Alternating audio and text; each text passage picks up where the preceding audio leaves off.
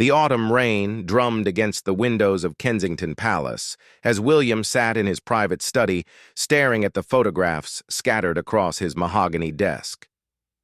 Each image told a story of happier times. Family gatherings, official ceremonies, moments when he believed his stepmother Camilla truly cared for their family's unity. His phone buzzed insistently on the desk. Another journalist seeking comment about the scandal that had erupted just hours earlier. William's hands trembled as he picked up the latest newspaper, the headlines screaming accusations that felt like daggers to his heart. The story had broken at dawn. Secret recordings, leaked documents, and testimonies from palace staff painted a picture so devastating that William struggled to breathe. According to multiple sources, Camilla had been systematically undermining his mother's memory for years, feeding negative stories to the press and manipulating his father Charles against preserving Diana's legacy. William's mind raced back to the conversations he'd had with Camilla over the years. How she would subtly change the subject whenever Diana was mentioned. How she would suggest that dwelling on the past wasn't healthy for the family. How she had convinced Charles to remove several of Diana's portraits from the main halls of their residences. The most damaging revelation came from a former palace aide who had recorded conversations where Camilla referred to Diana as that woman and spoke about how she needed to erase her influence from the royal household. The recordings captured Camilla discussing strategies to minimize Diana's charitable work's continued impact and reduce public memorial events. Catherine found William in his study that evening, his face pale and drawn. She had never seen her husband look so broken. The man who commanded respect in boardrooms and state dinners now looked like a lost child who had discovered that someone he trusted had been lying to him all along. "The children have been asking about the news reports," Catherine said softly, settling into the chair across from his desk. "George heard something at school." William's jaw tightened. The thought of his children learning about this betrayal, about someone close to their family speaking so callously about their grandmother, made his chest burn with anger. Diana had died when William was just 15, and he had spent decades carefully preserving her memory, not just for himself and Harry, but for his children who would never meet their grandmother. "How could she do this, Catherine?" William's voice cracked with emotion. "For 25 years, I welcomed her into our family. I defended her when the public was harsh. I supported their marriage because I thought it made my father happy." The evidence was overwhelming. Email chains showed Camilla coordinating with certain media outlets to plant stories that portrayed Diana's supporters as living in the past. Financial records revealed that she had quietly influenced the reduction of funding for several of Diana's favorite charities. Most painfully, there were transcripts of private conversations where Camilla had mocked William's emotional attachment to his mother's memory. Catherine reached across the desk and took her husband's hand. "We'll get through this together, but you need to think carefully about what comes next." William stood and walked to the window, watching the rain streak down the glass. In the reflection, he could see his mother's eyes staring back at him, the same blue eyes that had looked at him with such love and hope. Diana had always told him and Harry that they should be careful about who they trusted, that some people would smile to their faces while working against them behind their backs. The irony was crushing. While William had spent years trying to heal the wounds within the royal family, trying to move past the pain of his parents' divorce and his mother's death, Camilla had been actively working to diminish everything Diana had stood for. The woman who had become the queen consort had been systematically betraying the trust of Diana's sons. His phone rang again. This time it was Harry calling from California. William hesitated before answering, knowing this conversation would be impossibly difficult. Despite their recent disagreements, this betrayal affected both brothers equally. "William?" Harry's voice was tight with controlled emotion. "Have you seen everything?" "Yes," William replied, his voice barely above a whisper. She stood next to us at the statue unveiling, Harry continued, referring to the recent ceremony honoring Diana. She smiled and spoke about honoring our mother's memory while she had been working against it for decades. The memory of that day now felt tainted. William remembered how proud he had felt, how he had believed the family was finally united in honoring Diana. Camilla had stood beside them, offering what seemed like genuine support as they unveiled the statue in Diana's memory. To now learn that it had all been an act, that she had been playing a role while secretly resenting every moment of it, felt like a physical blow. That night, William couldn't sleep. He walked the halls of Kensington Palace, past the portraits and personal items that kept his mother's memory alive in his daily life. Each step felt heavy with the weight of betrayal. He had tried so hard to be fair to Camilla, to put his father's happiness first, to model forgiveness and unity for his children. The leaked documents revealed the depth of Camilla's deception.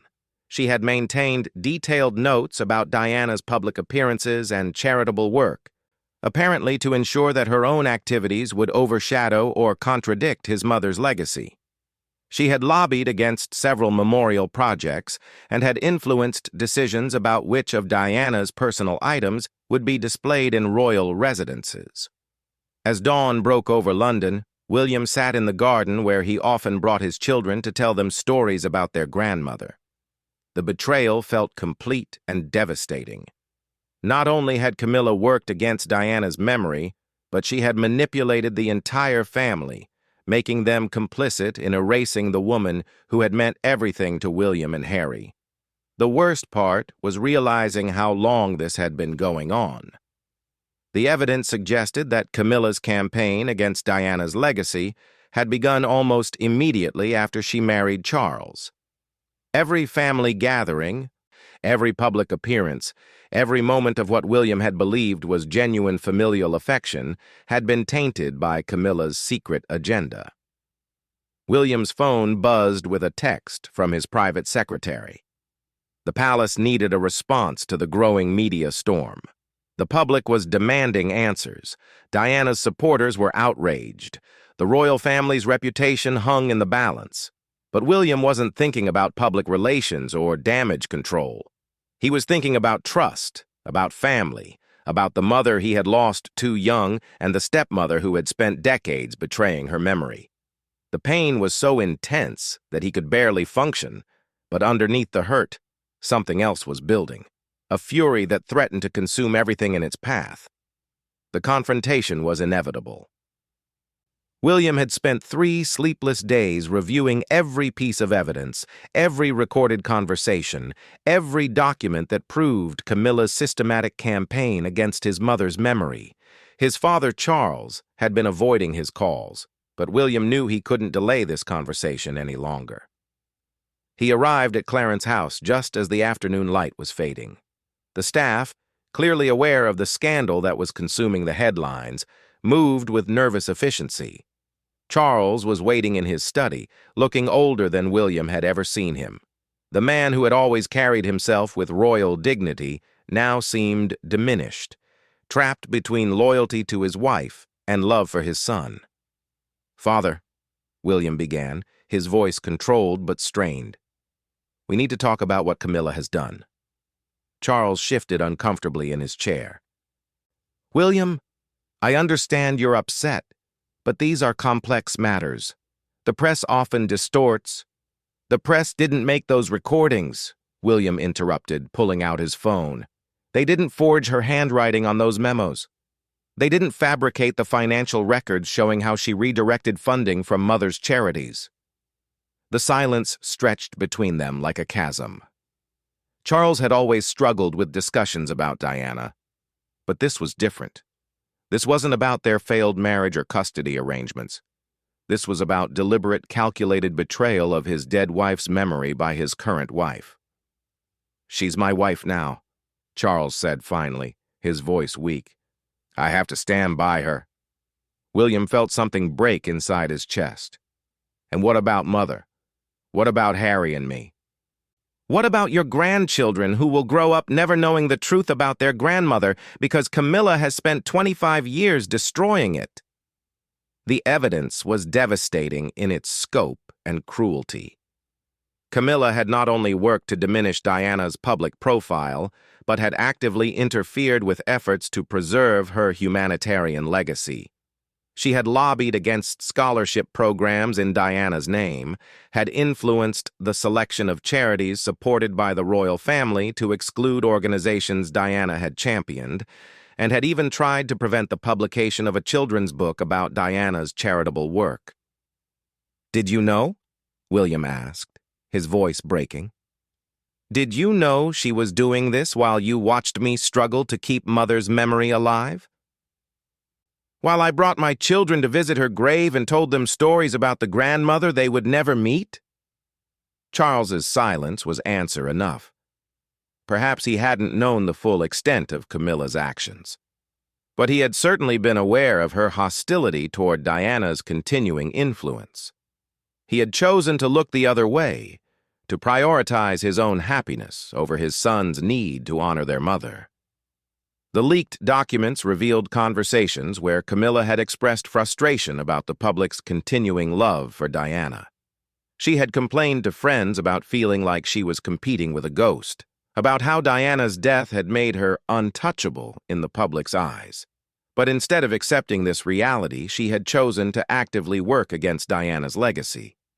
William pulled out one of the most damaging documents, a memo from Camilla to a palace aide outlining strategies to redirect public attention away from Diana-focused initiatives.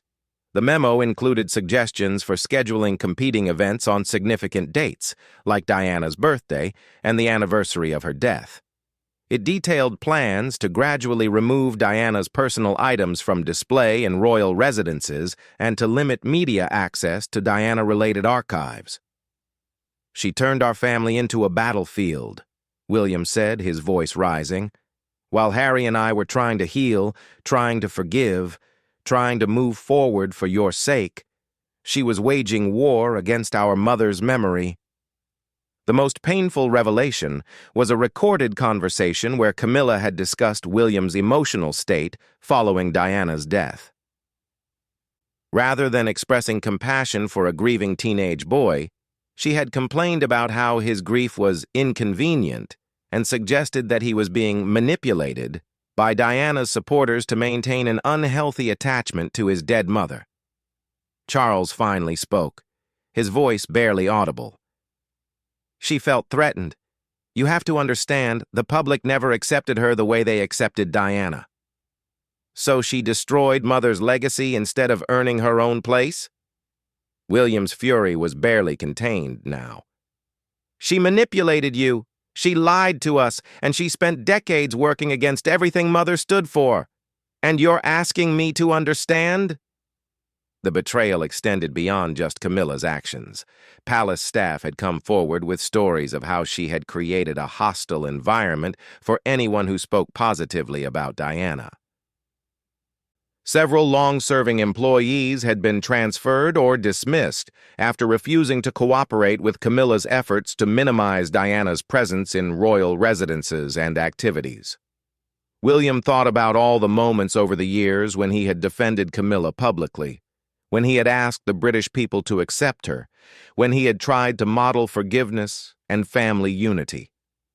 Every kind word he had spoken about her, every public gesture of acceptance, had been based on lies. "The children ask me about their grandmother constantly," William continued, his voice breaking with emotion. "George wants to know why there aren't more pictures of her in the palace. Charlotte asks why Granny Diana's favorite charities don't get more support. Louis will grow up learning about her from history books instead of family stories because Camilla has spent 25 years erasing her from our family's life." Charles stood and walked to the window, his shoulders sagging under the weight of an impossible choice. "What do you want me to do, William? She's my wife. I love her." "I want you to choose," William said, standing as well. "I want you to decide whether your loyalty is to the woman who bore your heir and dedicated her life to service and charity, or to the woman who has spent decades betraying her memory and manipulating our family? The silence that followed was deafening. William realized in that moment that his father had already made his choice years ago. Charles had chosen Camilla's comfort over his son's healing. He had chosen to ignore her campaign against Diana rather than confront her. He had prioritized his own happiness over justice for the mother of his children. "I can't turn my back on her now," Charles said finally. William felt his world shift. The father he had respected, the future king he had served loyally, the man he had tried so hard to understand and support, was choosing his wife's betrayal over his son's pain. "Then you're choosing to turn your back on us," William replied, his voice cold with finality. As he left Clarence's house that evening, William realized that the betrayal was complete. It wasn't just Camilla who had deceived him. His father had been complicit, choosing willful ignorance over truth, comfort over justice. The royal family that William had spent his adult life trying to modernize and unite was built on lies and betrayal. The drive back to Kensington Palace felt like a funeral procession. William understood now that he was not just mourning his mother's betrayed memory, but the death of his relationship with his father and stepmother. The family unity he had worked so hard to achieve had been an illusion, maintained only through his own willingness to overlook signs of Camilla's true nature. Catherine was waiting for him when he arrived home. She could see the devastation in his face before he spoke a word. "He chose her," William said simply. "Even knowing what she's done, he chose her." That night, as William lay awake staring at the ceiling, he realized that everything had changed. His role as future king, his relationship with his father, his family's legacy, all of it would have to be reconsidered in light of this betrayal. The fury that had been building inside him was now mixed with something else. A cold determination to ensure that his mother's true legacy would survive, no matter the cost. The moment William had been dreading finally arrived. Camilla requested a private meeting, claiming she wanted to clear the air and explain her side. William agreed to meet her at Kensington Palace, on his own territory, where his mother's presence still lingered in every room. She arrived looking smaller than usual, her usual confident bearing replaced by something that might have been shame. But William had learned not to trust appearances when it came to his stepmother. For 25 years, she had been an actress playing the role of a loving stepmother, while secretly working to destroy his mother's legacy. "William," she began, settling into the chair across from him. "I know you must hate me right now." "I don't hate you, Camilla," William replied, his voice eerily calm. "Hatred requires respect for the person who has wronged you. What I feel is something much deeper than that."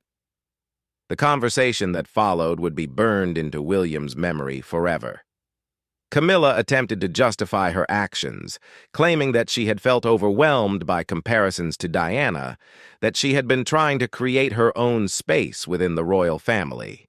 She spoke about feeling like she could never measure up to the public's idealized memory of William's mother. "You were 17 when she died," Camilla said, her voice taking on a defensive edge. "Your memories of her are filtered through a child's love. The reality of living with Diana was much more complicated than you remember." William felt the fury he had been controlling for days finally break free. "Don't you dare!" he said, his voice rising to a shout that echoed through the palace halls.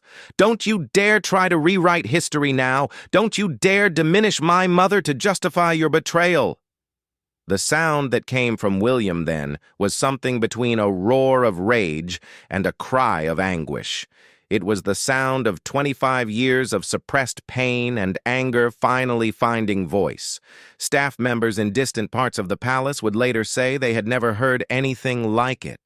A heartbreaking cry that seemed to shake the very foundations of the building.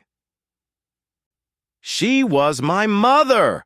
William screamed, standing and looming over Camilla's shrinking form. "She died protecting me and Harry. She died trying to find happiness after your affair destroyed her marriage. And you spent decades desecrating her memory while pretending to care about our family." Camilla flinched at the raw pain in William's voice, but she didn't back down. "I was trying to build a life with your father. Diana's shadow was everywhere. I couldn't breathe without being compared to her." "So you tried to erase her," William said, his voice dropping to a whisper that was somehow more terrifying than his shouts. "You tried to steal her legacy, her impact, her very existence from history. You turned our grief into your competition." The evidence of Camilla's campaign was now public knowledge. The British people were outraged. Diana's charities had issued statements expressing their shock and disappointment. Former palace staff were coming forward with additional stories of Camilla's hostility toward anything connected to Diana's memory. "I never meant for it to go this far," Camilla said weakly. "But it did go this far," William replied. "For 25 years it went this far. Every time I brought my children to visit their grandmother's grave, you were working to ensure they would forget her. Every time I spoke about her charitable work, you were plotting to undermine it. Every time I tried to heal our family's wounds, you were pouring salt into them." William walked to his mother's portrait, which hung prominently in his sitting room. Diana's eyes seemed to look back at him with the same warmth and love he remembered from his childhood. "She would have forgiven you," he said quietly. "Even knowing what you've done, she would have found it in her heart to forgive you. That's the kind of person she was." He turned back to Camilla, and she saw something in his eyes that made her blood run cold. "But I'm not my mother. I don't have her capacity for endless forgiveness, and I will spend the rest of my life ensuring that her true legacy survives your attempts to destroy it." The meeting ended with Camilla pleading for understanding, for a chance to make amends. But William was done with chances, done with trust, done with the exhausting work of trying to hold together a family built on deception. "You will not attend any more memorial services for my mother," William said as Camilla prepared to leave. "You will not speak publicly about her or her work. You will not interfere with any efforts to preserve her legacy or support her charities, and if you violate any of these conditions, I will make sure the full extent of your betrayal becomes even more public than it already is." After Camilla left, William found himself alone in the room where his mother had once held him as a child, where she had told him stories about his future as king, where she had promised him that love would always be more powerful than hate. The irony was devastating. In trying to honor that promise, in choosing love over hate for 25 years, he had enabled the very person who was working to destroy everything Diana had stood for. The royal family's future hung in the balance. Charles had made his choice to stand by Camilla, effectively choosing her over his son's and his first wife's memory. The British public was demanding answers and accountability.